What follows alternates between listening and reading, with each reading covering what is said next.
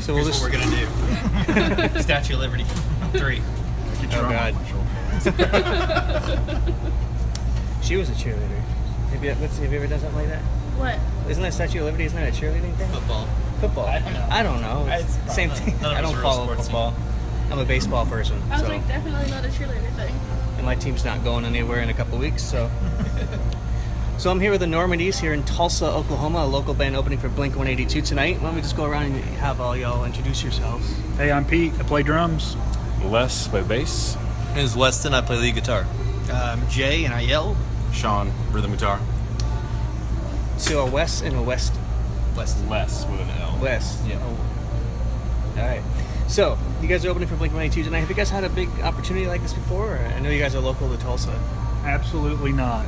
The answer is very simple. We have not had a big opportunity like this, but we have worked our way up to this point, so it's kind of the next step on the ladder. We kind of skipped a step, actually.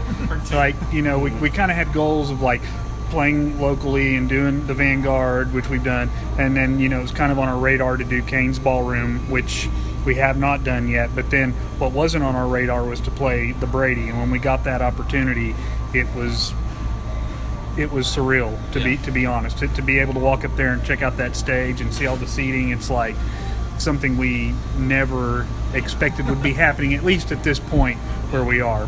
But we're here and we're super excited about it. Yeah, but we've had some really cool shows before. I mean, last week we opened for the Toadies and Local H, and then Right.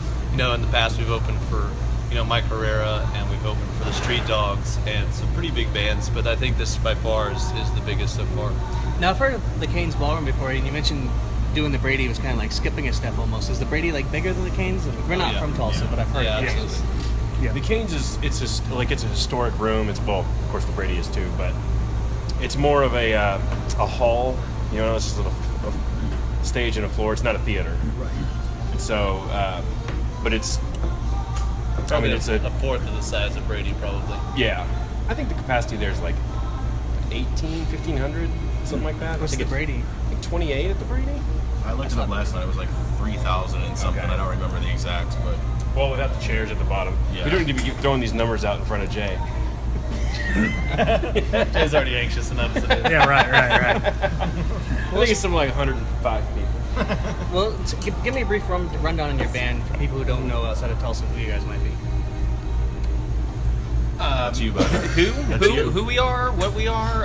Yeah, we're a shitty punk rock band that we play, sing-alongy songs. Yeah, yeah, that's about it. We try to have fun. We don't take ourselves very seriously. We've been a band for a little over 8 years, so it's a long time. But yeah, I think we just started this band to have a punk rock band in town that incorporated a little bit more hooks and a little more riffs into our music than a typical 3-chord punk band. So we kind of set out with that. And the cool thing about us is that every one of us has got a very diverse background. Pete comes from a metal background. Jay and Sean actually, been pretty much punk rock from the beginning. I come from a very blues and rock and roll background, and Les, I don't know where Les is. Played a lot of different stuff. Yeah, he plays everything. So, so I think it's cool because it's a punk band, but it's not the typical, screamy 3-chord, simple. I mean, it's screamy, It's some screamy. but it's not the simple 3-chord songs, So that's what we've got going for us. So. So you mentioned like your genre backgrounds. Who would you say are some of your bands in particular that have influenced you guys? It's gonna be all over the place. Yeah, you go. Probably like As far as what obviously influences Blink-182, Alkaline Trio, old school bands like The Clash, MXPX, stuff like that. Yeah, and I think Jay and I kind of bring a little bit of an Irish background too, so like Dropkick and stuff like that. So Dropkick. Actually, I made a joke there yesterday. We were listening, not a joke, but we were listening to your music, and I made a joke. I was saying you guys kind of had like a Ramones meet the Dropkick Murphys kind yeah, of. very cool. Yeah. And what was the song? She's a Waste, I think was the song. And Yeah. kind of heard a little bit of Ramones at the beginning of a Yeah. little bit of Dropkick. And we're from Maine originally. Very where cool. Dropkick Murphys are like all over the place. Yeah. Any more influence? I mean, as far as this band, that would be my that would probably be where I should have said anything. And Pete's in love with guar, so Yeah. Yeah, a lot of guar. Not a lot of guar. So the Tulsa music scene, I've had Hanson on my show a couple of times. yeah, love those guys. And they're kind of, I know a lot of people think of them as kind of a joke, but they kind of matured a lot over the years. wow. I've seen them a few times, they're really good. Yeah. Are they like the band in Tulsa, would you say? You know, they're not. Whenever they do their thing here, it's a huge deal. But they're more of a national band than a Tulsa band. I mean, they're from here, and their studio is actually like 250 yards from here. Yeah. But yeah, I mean, I don't know. I don't think of them. I mean, they are, of course, a band from Tulsa, but I don't think of them as like a Tulsa band They've done necessarily. the smart move. I mean, not play every weekend, everywhere. right. Well, they did that when they were starting. Right. I mean, they played Big Splash and did all that stuff when they were little kids. But yeah, I mean, I've always people that bag on them. I'm always like, let me hear the best song you wrote when you were 12, Yeah. and then tell me what you would do if somebody was like, hey, here's a van full of cash. And then they actually matured into like there are excellent musicians now, like they're beasts. So Actually, I'm in another band, and we opened for them at South by Southwest this last year. Oh, down in Austin? Down in Austin, and it was killer. It was so funny to see all their sort of teeny bopper fans had grown up with them, and now there was like these 30, 40-year-old women that were running to the stage when the gates opened. They're It like was the just Beatles. yeah, it's just yeah. it was awesome, so getting to open them was very cool. Yeah, and they're great guys. So tell me a little bit about what's coming up for the band. Like any tour in the future, an album for you guys, another album? Well, currently we're just kind of writing. We're going to go in and record. And, the music business has really changed quite a bit. So we're going to kind of like figure out what we want to do because, touring is probably not on the radar for us.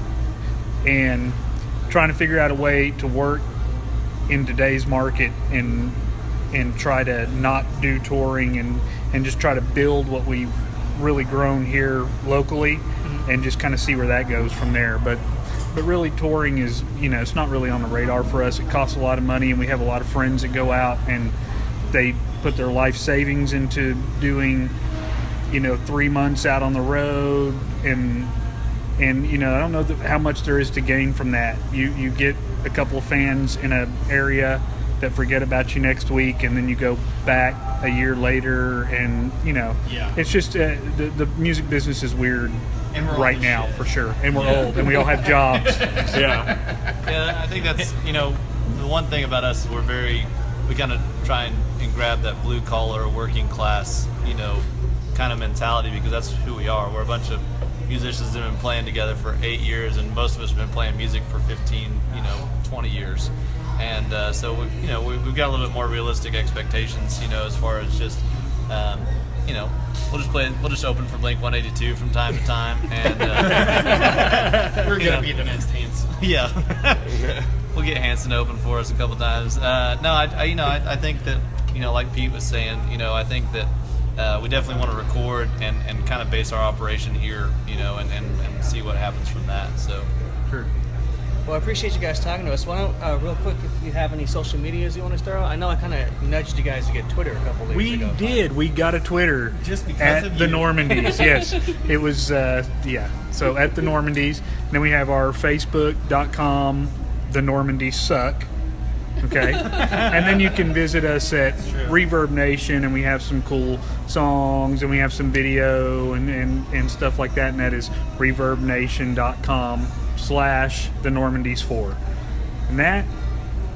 We have Instagram, but I couldn't recite to you what that I tried to set Instagram it up, address but I'm is. not that tech savvy, and I can't remember the password or code. I mean, we're not all teenage girls, so we don't know. Exactly. Yeah, Right. I mean, A couple of us are. Yeah, a couple of us are. We decided to be an underground punk band, so our social media is lacking at the current moment. great, thank you. Well, thanks so much for talking to us. Hey, Hope thank you had fun guys. tonight. Oh, we appreciate you guys, Thanks for man. the show. Have fun checking out Hopefully I you don't too, suck. man.